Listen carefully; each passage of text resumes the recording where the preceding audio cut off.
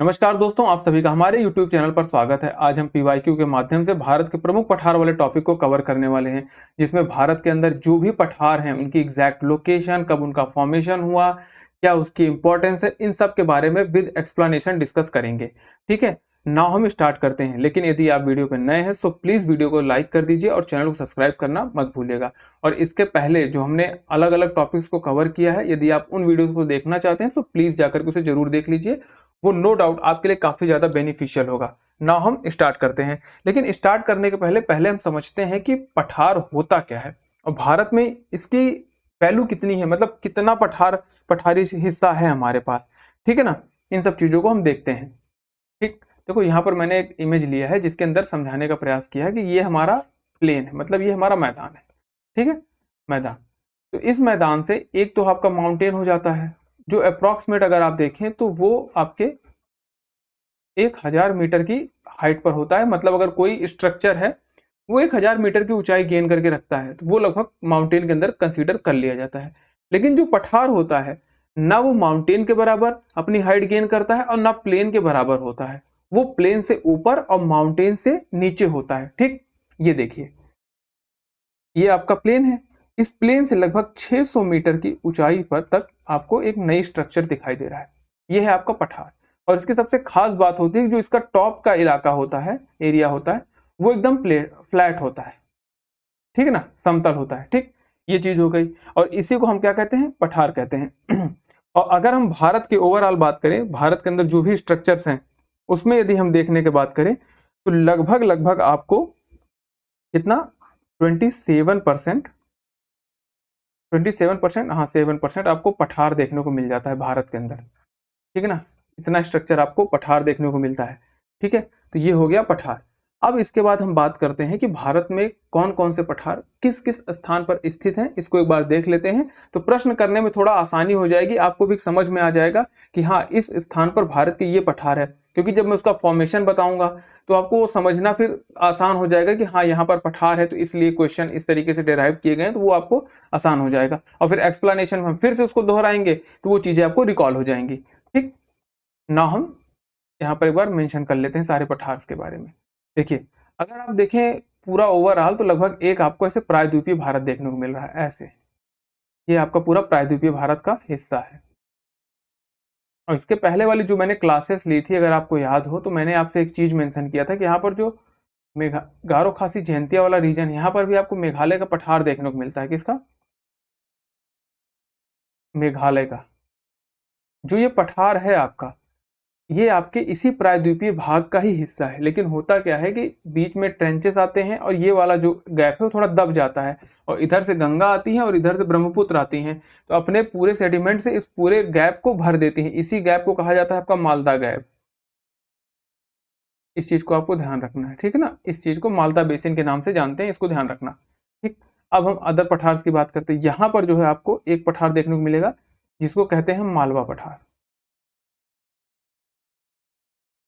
ठीक, फिर उसके जस्ट ईस्ट में तुमको देखने को मिल जाएगा बुंदेलखंड।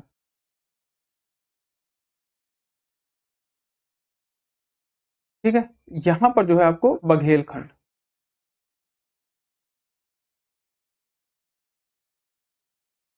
यहां पर जो है आपको छोटा नागपुर का पठार। कौन सा है? छोटा नागपुर। ठीक है, इसके नीचे और आप आते हैं तो यहां पर आपको एक दंडकारण्य का पठार मिलता है। इसका पठार दंडकारण्य का पठार। इसकी एक खास बात आपको यह ध्यान रखना है कि छत्तीसगढ़, उड़ीसा, आंध्र प्रदेश, और अब तो आंध्र प्रदेश से आपका तेलंगाना भी अलग हो गया है, तो तेलंगाना, इनके जंक्शन पॉइंट पर है आपका दंडकारण्य का पठार। यहां पर जो है आपको कर्नाटक का पठार।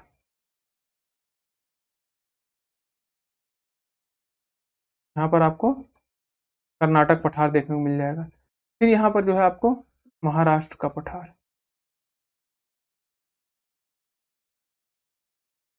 यहाँ पर जो है आपको काठियावाड़।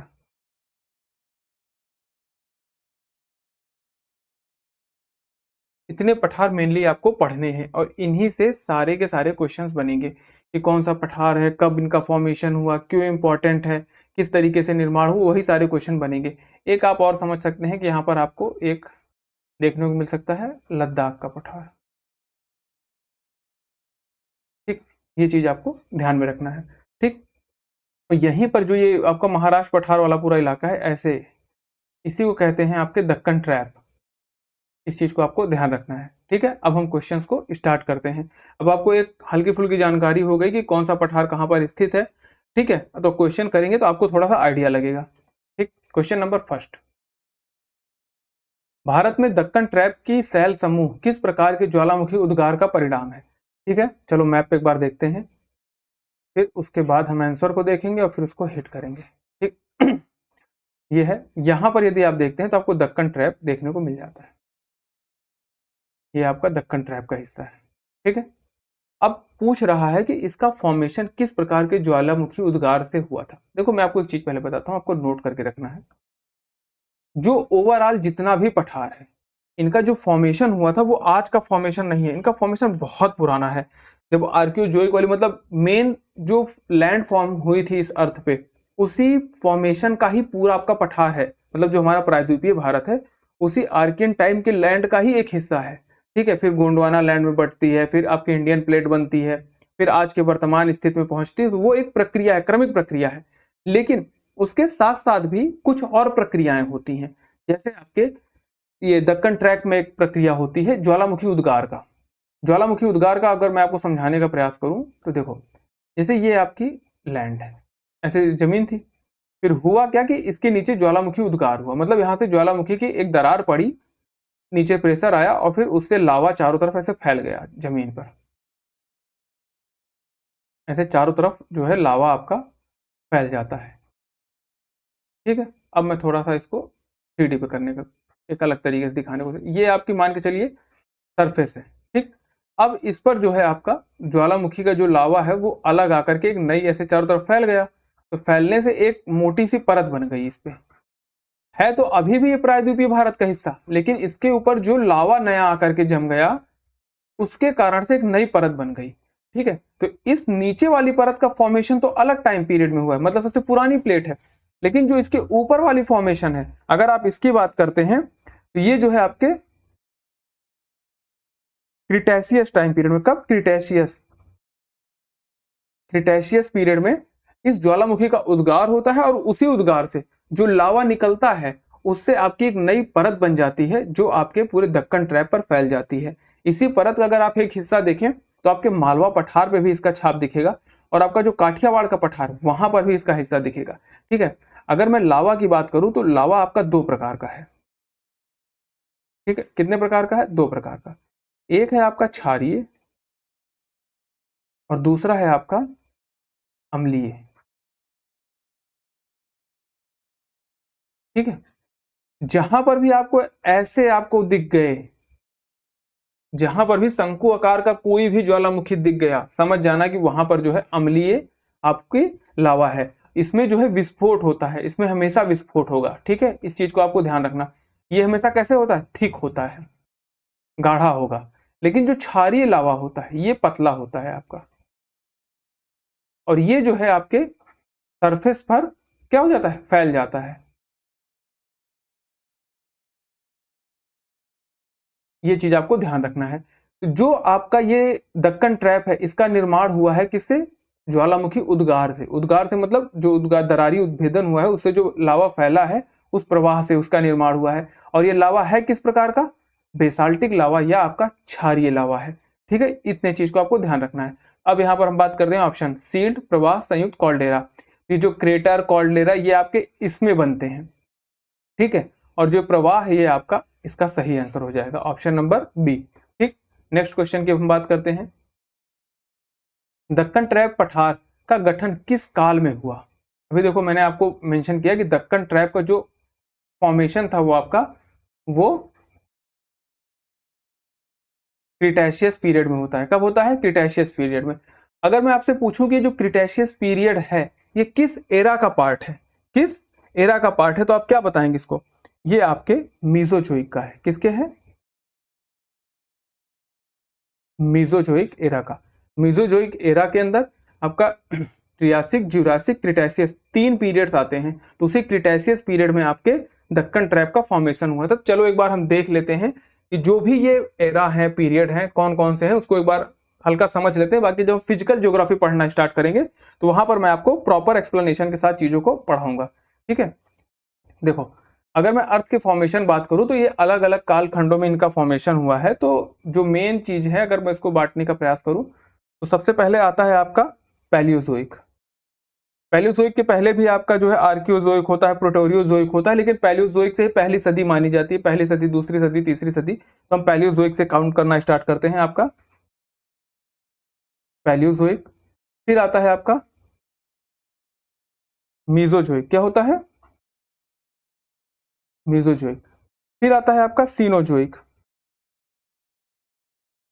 और फिर आपका आता है नियोजोइक, जो अभी रिसेंट में चल रहा है आपका नियोजोइक हो गया। अब इस पैलियोजोइक के अंदर आपको टोटल 6 पीरियड देखने को मिलेंगे। इसको एरा कहते हैं। क्या कहते हैं आपका? ये एरा है, एरा। ठीक है, इसी के अंदर जो है आपको 6 टोटल देखने को मिलते हैं। कौन से आपके? कैम्ब्रियन। राइटिंग में मत जाना भाई, शब्दों को सुनना और उसको जो है लिखने का प्रयास करना। ऑर्डोविजियन, ऑर्डोविजियन, फिर सिल्यूरियन, फिर उसके बाद आ जाता है डिवोनियन, फिर तुम्हारा आता है कार्बोनिफेरस,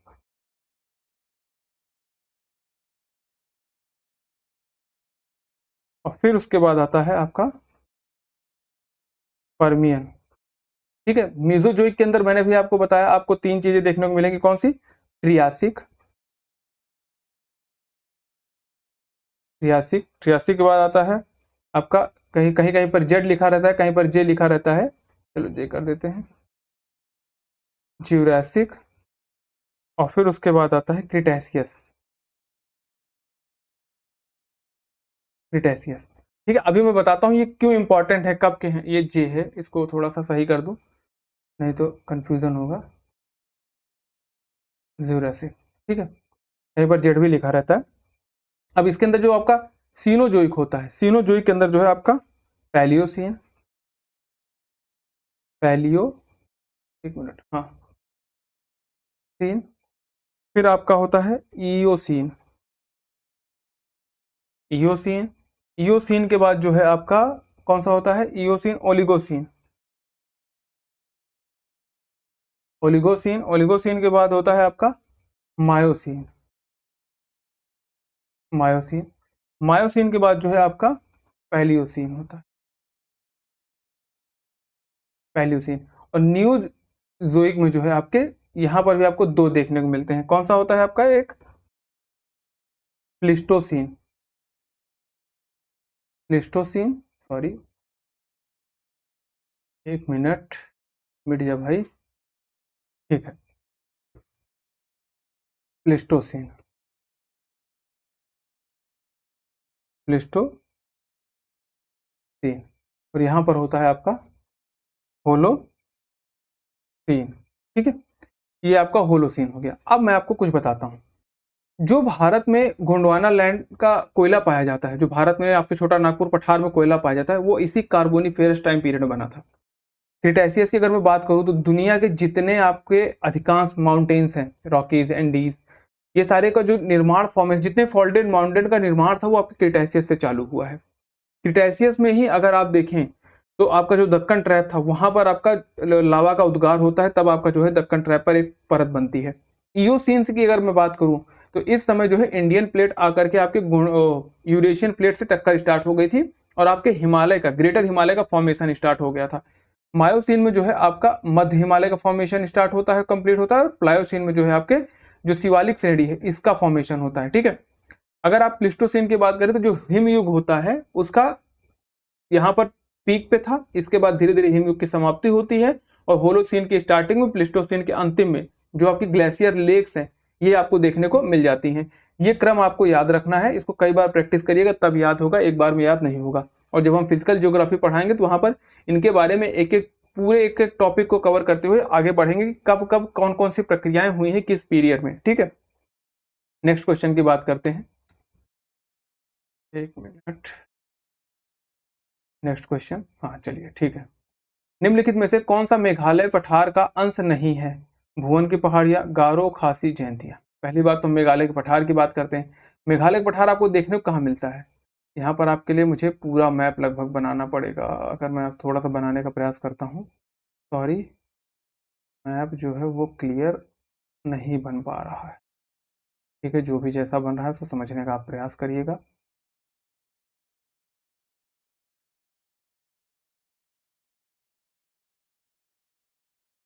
लगभग ऐसे हमारा भारत दिख रहा है, यहाँ का थोड़ा ये हेड जो है ये ऐसे होता है। इस थोड़ा राइटिंग पैड पे थोड़ा लिखने में दिक्कत होती है, इसी वजह से थोड़ा सही नहीं बन रहा है। देखिए यहाँ पर जो है आपको मेघालय का पठार दिख जाता है। किसका? मेघालय का पठार। यहीं पर जो है आपको गारो, खासी, जयंतिया, गारो, खासी और जयंतिया तीन पहाड़ियां आपको देखने को मिलती हैं। ठीक है, ये चीज आपको ध्यान रखना है। अब इस पे जो है मेघालय के पठार के अंश में जो है आपको तीन चीजें दिखने मिली, गारो भी मिली, खासी मिली, जयंतिया मिली, लेकिन आपकी भुवन की पहाड़ियां देखने को नहीं मिल रही है। ठीक है, तो इसका जो सही आंसर हो जाएगा ऑप्शन नंबर ए हो जाएगा। वैसे मैंने आपको कहा जब भी आपको नहीं वाली बात की जाए तो आपको बहुत गौर से क्वेश्चन को पढ़ना है। ठीक है, और एक इंपॉर्टेंट चीज आपको और बता रहा हूं, जैसे मैं आपसे पूछूं कि जो मेघालय का पठार है क्या ये हिमालय का हिस्सा है या नहीं है, तो इसका जो आंसर आएगा वो आएगा नहीं, ये हिमालय का हिस्सा नहीं है। ठीक है, फिर किसका है? ये आपके प्रायद्वीपीय भारत का हिस्सा है, एक तरीके से कह लीजिए। हुआ क्या, जब यहाँ ट्रेंच आया था तो उसी के बाद ये सेक्शन इधर चला गया और इधर जो गैप बना था उसको गंगा नदी और इधर ब्रह्मपुत्र नदी के अवसादों से भर दिया गया, तो आज वर्तमान का आपको बांग्लादेश देखने को मिल जाता है।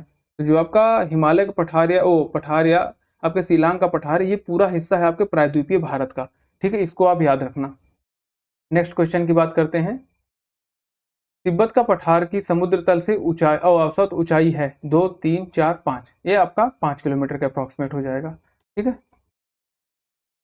नेक्स्ट क्वेश्चन, निम्नलिखित राज्यों में से कौन छोटा नागपुर पठार का भाग नहीं है? ठीक है, जब आप छोटा नागपुर पठार की आप बात करते हैं तो ऐसे यहां पर छोटा नागपुर का पठार देखने को मिल जाएगा। बिहार का हल्का सा आपको साउथ वाला पार्ट, एकदम हल्का सा गया वाला जो जिला है वहां पर, या फिर थोड़ा सा और जिला जो है। फिर उसके बाद जो है झारखंड में मुख्यतः देखने को मिल जाएगा। वेस्ट बंगाल का आपका जो है आपका वेस्ट वाला पार्ट मिल जाएगा। उड़ीसा का आपके नॉर्थ वाला पार्ट मिल जाएगा, लेकिन आपके मध्य प्रदेश का कोई हिस्सा इसमें नहीं मिलता है। ठीक है ना, किसमें? छोटा नागपुर के पठार में। ये चीज आपको ध्यान रखना है। तो यहाँ पर जो पश्चिम बंगाल है मिलता है, झारखंड मिल जाएगा, उड़ीसा मिल जाएगा, लेकिन आपको मध्य प्रदेश नहीं मिलेगा। तो ऑप्शन नंबर डी आपका सही हो जाएगा। क्यों? क्योंकि यहाँ पर पूछा गया नहीं की बात कही गई है। ठीक है, नेक्स्ट क्वेश्चन की बात करते हैं। निम्नलिखित में से कौन सुमेलित नहीं है? मध्य प्रदेश, मालवा, फिर बिहार, छोटा नागपुर, महाराष्ट्र, वृष्टि छाया प्रदेश, आंध्र प्रदेश, मलनाड। चलो इसको समझते हैं। देखिए, जब आप भारत का मैप देखते हैं, देखो मेरे जितने भी क्वेश्चंस हैं मैं उसका जब भी एक्सप्लेनेशन करूंगा तो मैं प्रयास यही रखूंगा कि आपको मैप पे लेकर के जाऊं, क्योंकि ज्योग्राफी जब आप पढ़ोगे और उस पर अपनी आपकी पकड़ मजबूत करना चाहते हो अपनी, तो आपको बिना मैप के सहारे के आप पकड़ मजबूत नहीं कर सकते। तो आपके पास सिर्फ एक ऑप्शन है, मैप को रटिए। ठीक है, तो यदि आप जब मध्य प्रदेश वाला सेक्शन देखते हैं यहाँ पर ऐसे, तो यहाँ पर जो है आपको मालवा का पठार देखने को मिलेगा। इसका पठार है आपका मालवा का है, तो ये तो सही है। यहाँ पर आपका बिहार है, मैंने बताया बिहार का जो गया वगैरह वाला जिला है आपके छोटा नागपुर के पठार का हिस्सा है, छोटा नागपुर के पठार का हिस्सा है। अब जो यहाँ पर आप महाराष्ट्र देखते हैं तो आपको इंटरेस्टिंग चीज मैं आपको बताता हूँ। जो पश्चिमी बेल्ट है महाराष्ट्र का, यहाँ पर तो ठीक ठाक बारिश होती है, लेकिन एक वृष्टि छाया क्षेत्र बनता है। मैं आपको दिखाने का प्रयास करूँ, जैसे समझिए ये ऐसे पहाड़ियों की एक रेंज बना दी गई। ठीक है, इधर से मानसून आ रहा है तो वो क्या करेगा, इसी साइड टकराएगा, ऐसे जाएगा, थोड़ा सा ऊपर उठेगा, ठंडा हो जाएगा, फिर बरसना स्टार्ट हो जाएगा। तो जो बारिश है आपके पश्चिमी क्षेत्र पर तो हो जाती है, लेकिन जब बादल जो आपके क्लाउड्स हैं यहाँ के पूर्वी क्षेत्र पे आते हैं, जैसे ये है, तो यहाँ पर तो आपकी पूरी रेन करा दी है आपके बारिश वो बादल, लेकिन जब ये यहाँ पर पहुंचते हैं तो जो इनके अंदर नमी रहती है वो पूरी खत्म हो चुकी रहती है। ठीक है, तो यहाँ पर बारिश होती ही नहीं है पूर्वी बेल्ट पर, और होगी भी तो बहुत मिनिमम सी बारिश। तो इसी को कहा जाता है तो शैडो रेन जोन। ठीक है, रेन शैडो जोन होता है, तो इसी को वृष्टि छाया प्रदेश कहा जाता है। जैसे महाराष्ट्र का जो पुणे वाला इलाका है वो आपके वृष्टि छाया क्षेत्र के अंदर आता है। ठीक है, तो ये भी इसके अंदर आ रहा है, ये भी सही। अब यहाँ पर मलनाड की बात कही गई है, तो मलनाड आपके कर्नाटक के पश्चिमी वाले क्षेत्र में पड़ता है, और इसकी किसकी बात कर रहा है? आंध्र प्रदेश की। आंध्र प्रदेश तुम्हारा यहाँ पर है, ये आंध्र प्रदेश है, और मलनाड तुम्हारे कर्नाटक का पार्ट है। ठीक है, तो ये आपका जो है वो गलत हो जाएगा, और यही आपका सही आंसर होगा। ठीक, क्योंकि यहाँ पर नहीं पूछा गया है। नेक्स्ट क्वेश्चन की बात करते हैं। दंडकारण्य अवस्थित है, मैंने आपको बताया कि जब आप भारत का मैप ऐसे देखते हैं तो यहाँ पर जो है आपको दंडकारण्य का पठार देखने को मिलता है। ठीक है, और दंडकारण्य का पठार आपके 4 राज्यों से मैंने बताया कि इंटरजेक्शन पॉइंट पर है। आपका एक है छत्तीसगढ़, दूसरा है उड़ीसा, तीसरा है आंध्र प्रदेश, और चौथा है आपका तेलंगाना। जो पुरानी एडिशन की बुक है उसमें आपको सिर्फ 3 राज्य देखने को मिल सकते हैं कि छत्तीसगढ़, उड़ीसा, आंध्र प्रदेश। लेकिन जब आंध्र प्रदेश से 2014 में आपका तेलंगाना सेपरेट हो गया तो उसके बाद अब आप 4 इसके अंदर कंसीडर करेंगे। ठीक है, तब उत्तर देख लेते हैं। छत्तीसगढ़, मध्य प्रदेश नहीं, क्योंकि मध्य प्रदेश कोई बात नहीं हो रही। हाँ, एक चीज आपको और याद रखना है कि छत्तीसगढ़ पहले मध्य प्रदेश का ही पार्ट हुआ करता था। ठीक है, लेकिन 2000 में फिर छत्तीसगढ़ को और मध्य प्रदेश को सेपरेट कर दिया गया था। ठीक है, छत्तीसगढ़ और ओडिशा ये ठीक है। झारखंड, आंध्र प्रदेश कोई मतलब नहीं, क्योंकि इसके बीच में आपको उड़ीसा लाना पड़ेगा। झारखंड, उड़ीसा कोई मतलब नहीं है, तो आपका जो सही आंसर हो जाएगा क्या हो जाएगा? ऑप्शन नंबर बी हो जाएगा। नेक्स्ट क्वेश्चन की बात करते हैं। छोटा नागपुर पठार का सर्वाधिक घना बसा जिला धनबाद क्यों? मतलब धनबाद जो है वो सबसे ज्यादा घना क्यों है, इसको देखते हैं। उपजाऊ मिट्टी तथा दामोदर से निकाली गई नहरों द्वारा सिंचाई की सुविधा, बिल्कुल सही बात है। लोहा, अब्रक, तांबा इत्यादि का पाया जाना, बिल्कुल सही है बात है, क्योंकि इससे फिर आपके वहां पर नए नए प्लांट्स लगे, उद्योग के मतलब रोजगार के अवसर उत्पन्न हुए। खनन उद्योग का विकास और औद्योगिकरण, ठीक है, तो उपयुक्त सही तभी, तो ऑप्शन नंबर डी आपका सही आंसर हो जाएगा। नेक्स्ट क्वेश्चन की बात करते हैं। मालवा का पठार किस प्रकार की चट्टान से बना है?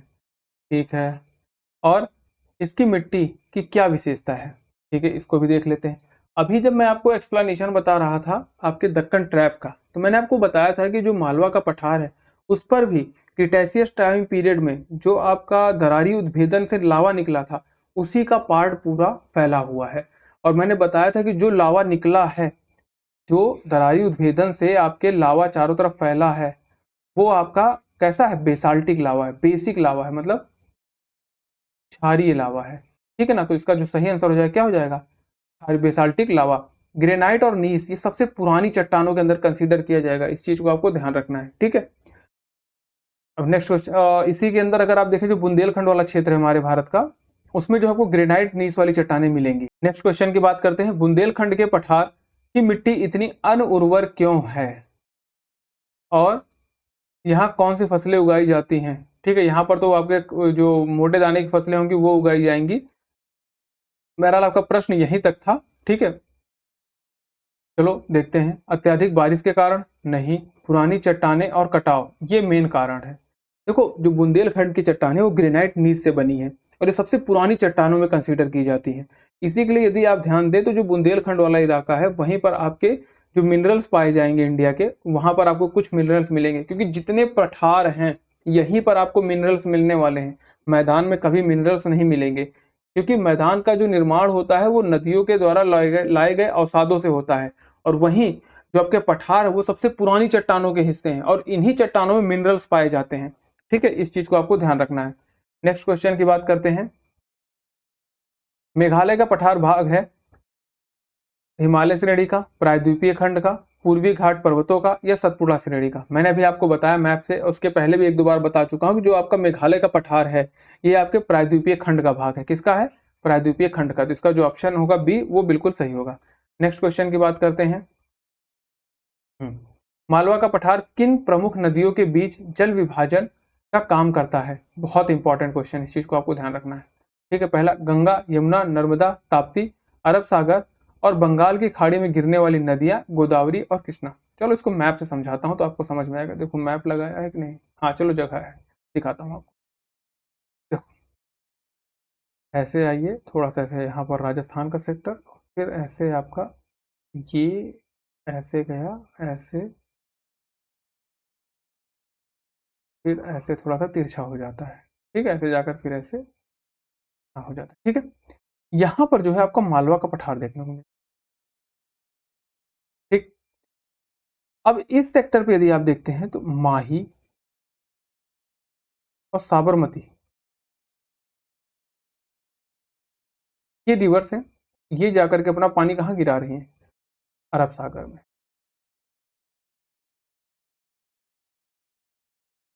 ठीक है, ये आपका मालवा प्लेटू है, इस चीज को ध्यान रखना है। और यहीं पर इस तरफ अगर देखें, चंबल,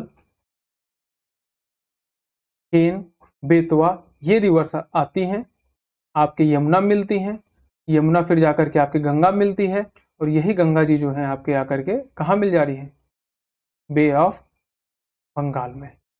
ठीक है, तो इसका जो सही आंसर होगा क्या होगा, अरब सागर में और बे ऑफ बंगाल में मिलाने वाली नदियों को ये अलग करने का काम करता है। तो जो इसका सही आंसर क्या हो जाएगा, ऑप्शन नंबर बी हो जाएगा, ओ सी, सॉरी, क्या हो जाएगा, ऑप्शन नंबर सी हो जाएगा। ठीक है, नेक्स्ट क्वेश्चन की बात करते हैं। बघेलखंड का पठार आर्थिक रूप से किस कारण महत्वपूर्ण माना जाता है। ठीक है, देख लेते हैं, पेट्रोलियम भंडार से, कोयला भंडार से, सोने की खदानें, या उपजाऊ मिट्टी। देखो पेट्रोलियम भंडार तो यहाँ पर है नहीं, ठीक है, कोयला के भंडार बिल्कुल सही बात है, सोने की खदानें आपको कर्नाटक में देखने को मिलेगी, केजीएफ आपने देखा ही होगा, काफी फेमस है। ठीक है, उपजाऊ मिट्टी बिल्कुल नहीं, क्योंकि पठार है तो पठार में उपजाऊ मिट्टी नहीं होती है। ठीक है, इस चीज को आपको ध्यान रखना है। ऑप्शन नंबर बी, अगर आप उत्तर प्रदेश का जैसे सिंगरौली वाला या फिर मध्य प्रदेश सिंगरौली वाला क्षेत्र हो जाएगा, सीधी वाला क्षेत्र हो जाएगा, तो यहाँ पर जो आपको कोयले के भंडार मिलते हैं वो आपके बघेलखंड के ही पार्ट हैं। ठीक है ना, इस चीज को आपको ध्यान रखना है। नेक्स्ट क्वेश्चन की बात करते हैं, छोटा नागपुर का पठार तथा शिलांग पठार के मध्य का क्षेत्र। ठीक है, एक द्रोणिका, ऑप्शन नंबर बी में गंगा के अपर्दन से निर्मित। ठीक है, एक नत भ्रंशित प्रदेश, ये भी समझ लेते हैं, आगे बढ़ते हैं, एक नत अवतलित प्रदेश जिसमें गंगा द्वारा अवसाद का निक्षेपण हुआ है, ये आपका सही है। अगर इसी के साथ एक चीज और लगा दें, गंगा और ब्रह्मपुत्र, तो ये और बेटर आंसर हो जाएगा, क्योंकि मैंने आपको बताया कि जो ये पहले किसका पार्ट था, आपके प्रायद्वीपीय भाग का ही पार्ट था, फिर इसमें क्रैक्स आते हैं, जब क्रैक्स आ जाते हैं तो जमीन धंस जाती है, इधर से गंगा जी अपना अवसाद लाती है, इधर से ब्रह्मपुत्र लेकर के आती है, फिर इसी से जो है आपका पूरा ये रीजन बनता है। ठीक है, और फिर यही है जो है आपका बांग्लादेश के नाम से जो वर्तमान में है वो जाना जाता है। नेक्स्ट क्वेश्चन की बात करते हैं, मेघालय पठार अधिकतर निर्मित है, अब किसकी बात कर रहे हैं, मेघालय पठार, क्रिटेशियस लावा द्वारा, गोंडवाना सैलो द्वारा, धारवाड़ीय, इसको धारवाड़ होगा, धारवाड़ क्वार्जाइटो द्वारा, या फिर तृतीयक अवसादी सैलो द्वारा। ठीक है, अब देखो मैं आपको एक चीज बताने का प्रयास करता हूं, जैसे कि इसका जो सही आंसर होगा वो ऑप्शन नंबर बी होगा। कैसे होगा, देखो मैंने आपको बताया कि जो भी आपके भारत हैं और जो इसमें प्रायद्वीपीय वाला पूरा रीजन है आपको देखने को मिला है, प्रायद्वीपीय वाला भारत, ये आपके गोंडवाना लैंड का ही पार्ट है। गोंडवाना लैंड के पहले से ही आप चले जाइए, जो आपके आर्कियोजोइक, प्लेटोरियोजोइक, इन सब के टाइम पीरियड जो जमीन का फॉर्मेशन हुआ था, लैंड का फॉर्मेशन हुआ था, उसी का पार्ट है। ठीक है, तो जितने भी प्लेटू हैं वो उन्हीं के पार्ट है, लेकिन कहीं कहीं पर जैसे क्रिटेशियस युग में लावा उद्गार हो गया, तो इस तरीके की जो एक नई सरफेस आकर के उस पर तैयार हो जाएगी उसकी बात अलग है, बाकी नीचे का जो हिस्सा है वो पुराना है, और इसमें सबसे पुराना जो है वो आपका गोंडवाना सैल क्रमों की बात कही जा रही है। अगर यहाँ पर तृतीय अवसादों की अगर बात करें तो ये आपके पर्वत निर्माण की बात कही जा रही है, किसके, पर्वत निर्माण की, क्योंकि पर्वत निर्माण के आपके 4 कंडीशन बताई गई हैं, 2, 3, 4। एक प्री कैम्ब्रियन है, ठीक है, दूसरी हो जाएगी आपकी कैलिडोनियन हो जाएगी, तीसरी जो है आपकी हर्शिनियन हो जाएगी, और चौथी जो है आपकी टर्शियरी हो जाएगी। ठीक, इसी टर्शियरी को जो है आप आगे देखते हैं, तो ये सब आपके पर्वत निर्माण के क्रम की बात कही जा रही है। ठीक है, ये चीज आपको ध्यान रखना है। नेक्स्ट क्वेश्चन की बात करते हैं, भारत में कठोर एवं स्थिर उत्थित भूमि, ठीक है, कठोर होनी चाहिए, उठी हुई भूमि, मतलब पठार की बात कर रहा है ये। ठीक है, अनाच्छादित सैल एवं कगारों की श्रृंखला निम्नलिखित में से किसकी विशेषता है। ठीक है, देख लेते हैं, उत्तरी पर्वत, उत्तर में जो पर्वत हैं अगर आप देखें तो वो तो सब आपके अवसादी चट्टानों से निर्मित है, कठोर भूमि से नहीं। इसी दिन आए दिन आपको बारिश के सीजन में हिमालय में लैंडस्लाइड पर्याप्त मात्रा में देखने को मिलती है, ये चीज आपको ध्यान रखना। प्रायद्वीपीय पठार, बिल्कुल सही बात।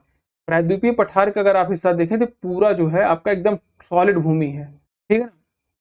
इसी के लिए यहाँ पर भूकंप नहीं आते हैं, लेकिन आपके हिमालय वाले जो रीजन है वहां पर ठीक ठाक भूकंप देखने को मिलेंगे। उत्तरी मैदान की बात करें तो ये नदियों के द्वारा लाए गए अवसाद से निर्मित है। और तटीय मैदान की यदि बात करें तो जैसे पूर्वी तट है, तो पूर्वी तट पे जो है आपका अवसादों के द्वारा निर्मित है। और पश्चिमी तट आपका कगार है, जिसका जो सबसे सटीक आंसर होगा कौन सा होगा, ऑप्शन नंबर बी होगा। नेक्स्ट क्वेश्चन की बात करते हैं। डेक्कन नहीं, दक्कन ट्रैप की बात है। दक्कन ट्रैप सेल समूह किसके कारण बना है?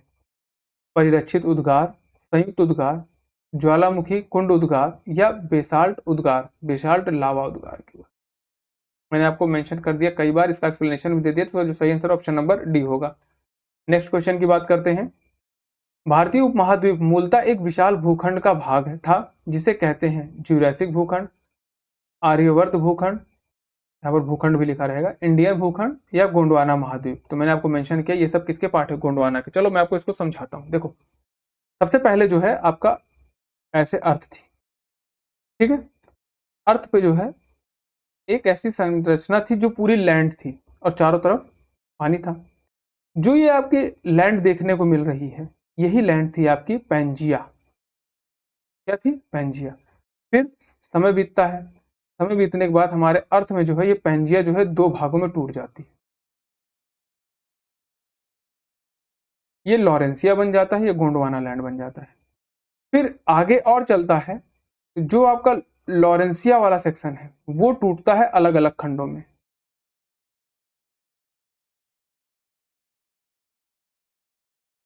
यहां पर जो है ये वाला खंड अलग टूटता है,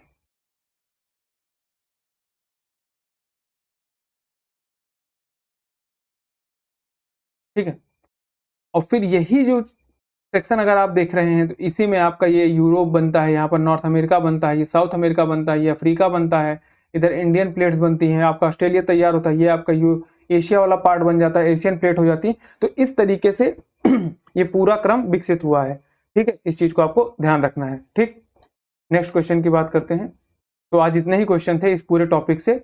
तो जितने भी हमने क्वेश्चन किए ये पूरे पठार से संबंधित हैं। चलो एक बार सारे पठार को फिर से एक बार हम देख लेते हैं मैप पर कि कौन सा पठार कहाँ पर है।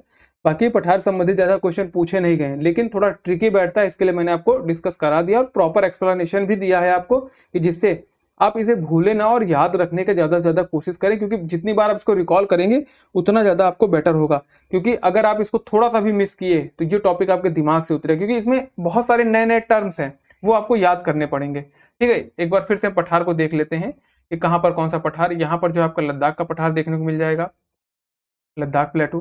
फिर आप यहाँ पर आते हैं तो आपको यहाँ पर मालवा पठार, मालवा।